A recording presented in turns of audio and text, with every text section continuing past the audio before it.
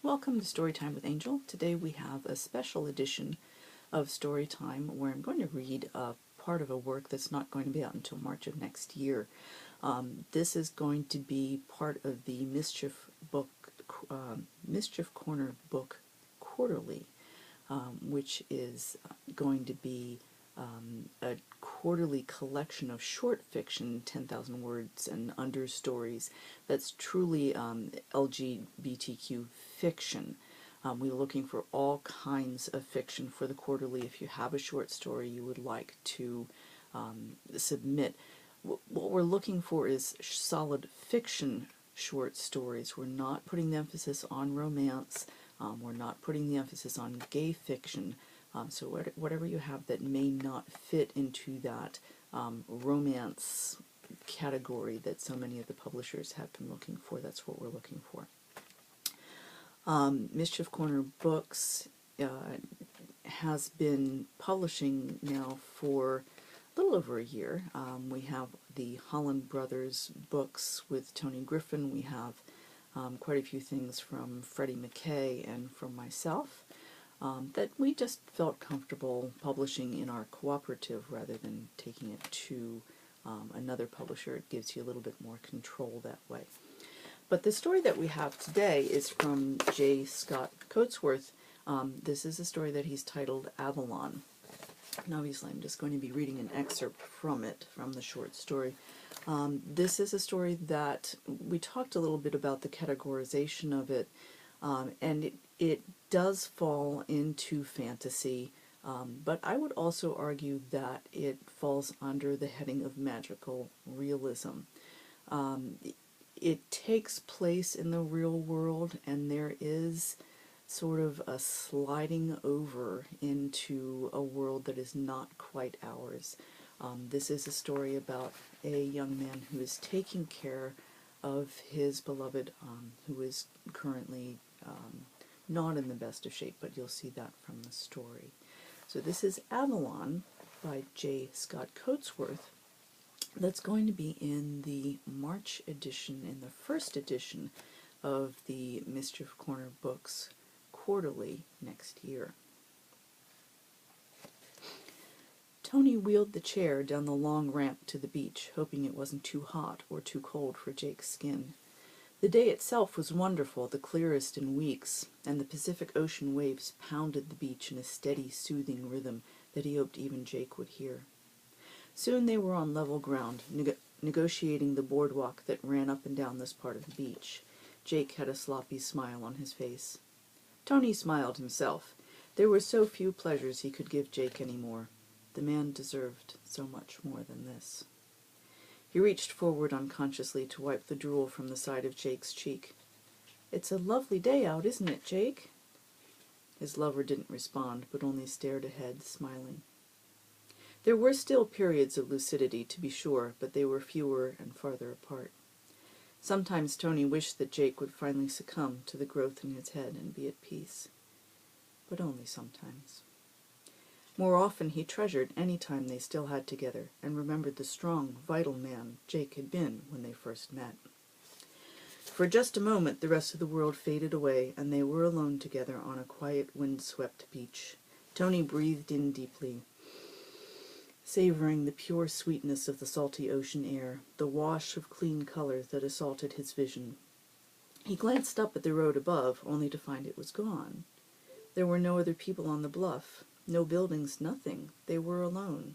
Really alone in this corner of the world. Oh, seriously? Excuse me, sorry about that.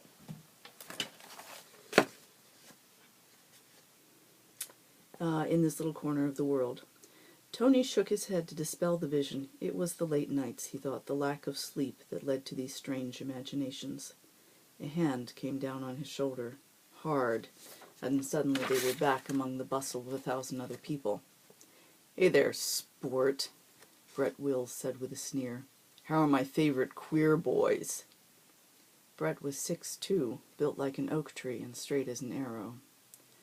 "Leave us alone, Brett," Tony hissed, pushing the wheelchair faster to get away from the hateful man.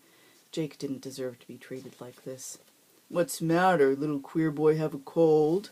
Brett taunted.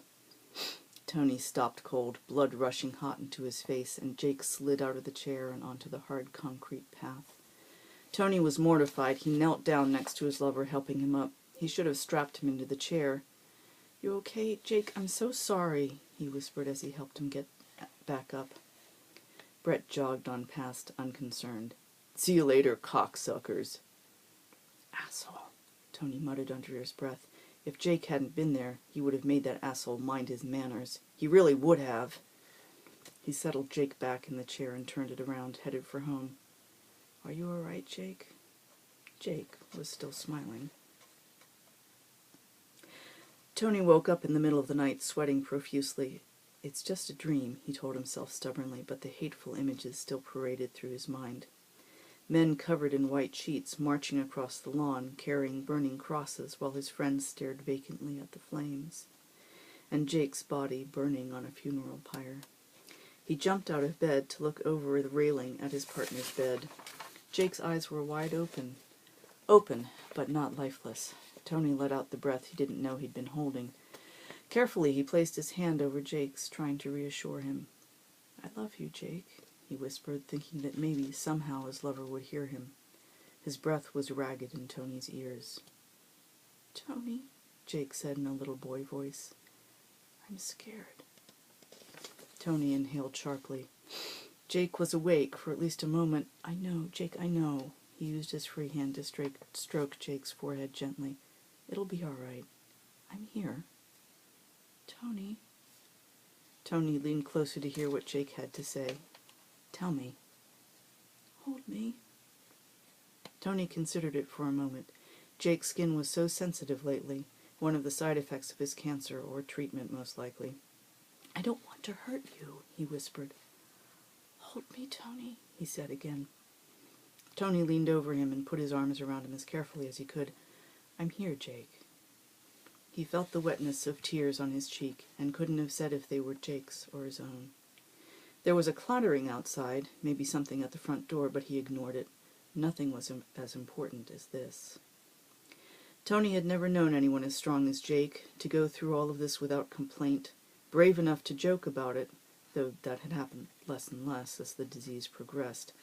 His whole world had shrunk down to these four walls and this one person. Through long, sometimes sleepless nights he sat next to Jake, knowing each one might be the last. He knew it was important to Jake that he was there.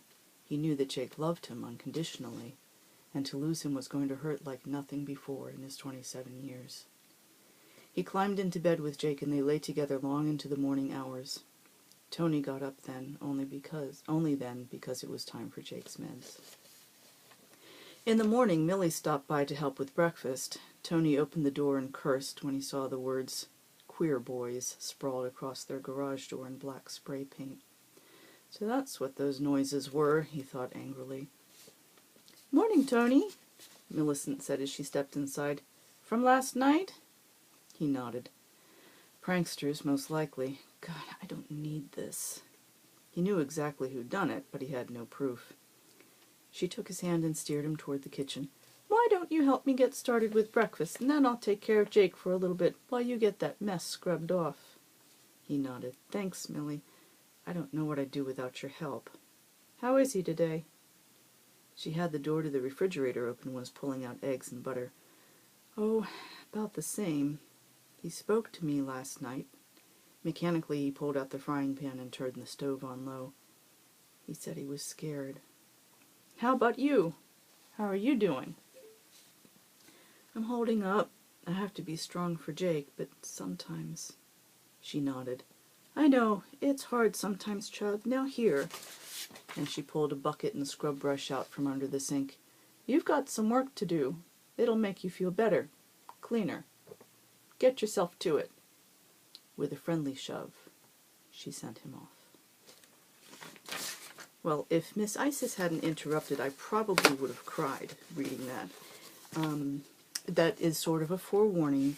If you are at all a sensitive person, you probably will cry at some point during the story.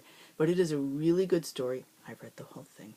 And I do look forward to seeing it published in March in the first Mischief Corner Books quarterly publication.